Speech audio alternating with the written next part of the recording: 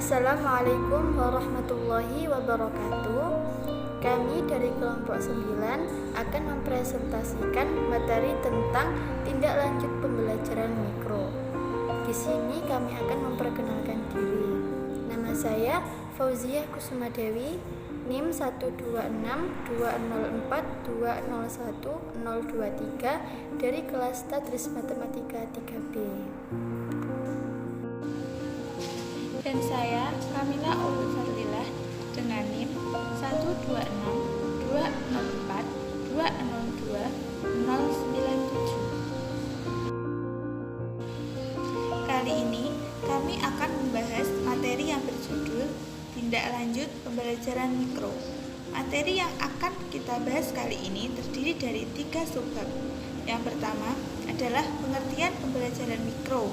Yang kedua, tindak lanjut pembelajaran mikro, dan yang ketiga atau yang terakhir adalah langkah-langkah tindak lanjut pembelajaran mikro. Baiklah, kita lanjut ke pembahasan yang pertama, yakni pengertian pembelajaran mikro. Pembelajaran mikro adalah suatu pendekatan atau cara untuk melatih para guru dan calon guru dalam rangka mempersiapkan dan meningkatkan kemampuan atau kompetensi mengajarnya yang dilakukan secara sederhana. Pembelajaran mikro juga dapat dikatakan sebagai teknik yang dapat digunakan untuk berbagai jenis pengembangan profesional yang berbeda.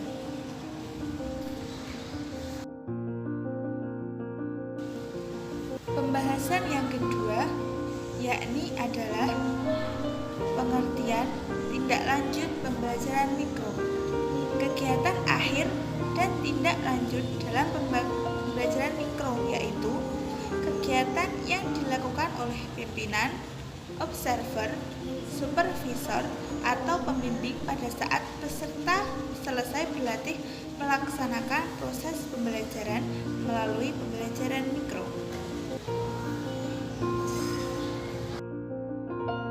Selanjutnya, langkah-langkah pembelajaran mikro. Yang pertama, memutar ulang atau playback hasil rekaman. Apabila laboratorium pembelajaran mikro yang digunakan untuk melatih kemampuan mengajar telah dilengkapi dengan alat perekam atau kamera video, maka kegiatan pertama yang dilakukan pada tahap akhir pembelajaran mikro adalah memutar ulang atau playback hasil rekaman yang telah dilakukan. Pada saat memutar ulang hasil rekaman, semua pihak yang berkepentingan dengan pembelajaran mikro bisa melihat, misalnya observer yang berperan sebagai siswa, pembimbing, dan terutama guru atau peserta yang berlatih. Kamera video mempunyai karakteristik atau kelebihan, yaitu dapat mendokumentasikan atau mengabadikan suatu peristiwa secara akurat dan menyeluruh. Oleh karena itu, melalui penayangan ulang, maka penampilan guru atau peserta yang berlatih dapat dilihat secara utuh. Sebaiknya, pemutaran ulang hasil rekaman dilakukan di tempat yang telah disediakan, yaitu ruang khusus yakni ruang proyeksi. Pada saat hasil rekaman ditayangkan, setiap pihak yaitu guru yang berlatih, siswa, observer, dan pembimbing menyimak tayangan, mencatat kelebihan dan kekurangan untuk melengkapi data yang mungkin saja tidak tercatat oleh observer pada saat mengobservasi di ruangan kelas. Yang kedua, yakni komentar dan diskusi umpan balik. Setelah selesai melakukan tayangan ulang, semua yang terlihat tentu memperoleh gambaran mengenai penampilan peserta. Kelebihan dan kekurangan dicatat, kemudian dihubungkan dengan hasil pengamatan pada saat tampil di ruang latihan atau laboratorium. Dengan demikian, pihak observer, supervisor, atau pembimbing akan memiliki data atau informasi yang lebih lengkap. Data atau informasi yang lengkap akan membantu mempermudah proses diskusi dan umpan balik. Dalam proses diskusi umpan balik, kembangkan sikap kebersamaan dan sikap demokratis. Beri kesempatan kepada yang berlatih untuk menyampaikan pengalamannya ketika ia tampil, sehingga akan semakin memperkaya pembahasan dalam diskusi. Adapun untuk menunjang kelancaran diskusi, terutama agar dari diskusi tersebut memperoleh hasil yang bermanfaat bagi peningkatan penampilan peserta yang berlatih, maka komentar, saran, maupun kritik yang disampaikan hendaknya memperhatikan beberapa ketentuan sebagai berikut. Yang pertama, spesifik dan nyata atau specific and concrete, yaitu komentar, kritik, dan saran yang diajukan pada saat kegiatan diskusi umpan balik harus langsung terfokus pada penampilan terkait dengan jenis keterampilan yang dilatihkan. Yang kedua, terpusat pada perilaku penampilannya. Masih erat hubungannya dengan pembahasan sebelumnya, yaitu komentar, kritik, maupun saran. Perbaikan yang disampaikan menyoroti perilaku penampilan guru ketika sedang berlatih. Yang ketiga, kelebihan dan kekurangan.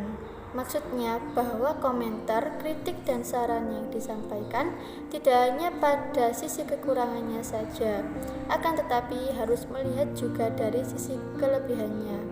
Pada profesi apapun, kelebihan dan kekurangan pasti ada.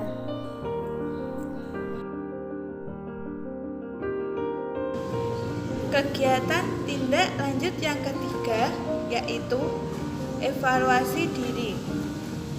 Hasil dari komentar, kritik, serta saran yang telah disampaikan melalui forum diskusi maupun umpan balik akhirnya tentu saja sangat bermanfaat bagi setiap yang berlatih untuk melakukan perenungan atau refleksi, menilai diri atau self-evaluation secara jujur dan dilandasi tanggung jawab profesional, membuka diri untuk menerima kelebihan dan kekurangan sambil berusaha terus-menerus memperbaiki diri.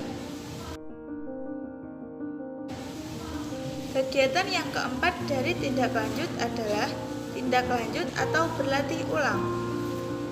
Dari kegiatan penayangan ulang atau dari kegiatan diskusi umpan balik yang telah dilakukan, tentu saja telah diperoleh pengetahuan, pengalaman, dan pemahaman mengenai tingkat kualitas penampilan peserta.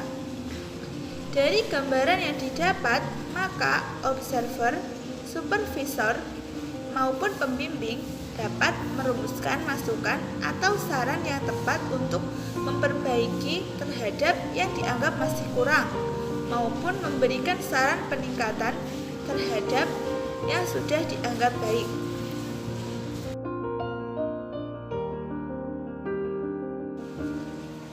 Demikian materi yang dapat kami sampaikan mengenai tindak lanjut pembelajaran mikro. Kami menyadari masih banyak kekurangan dalam hal penyampaian materi. Karena itu, kami mohon maaf sebesar-besarnya.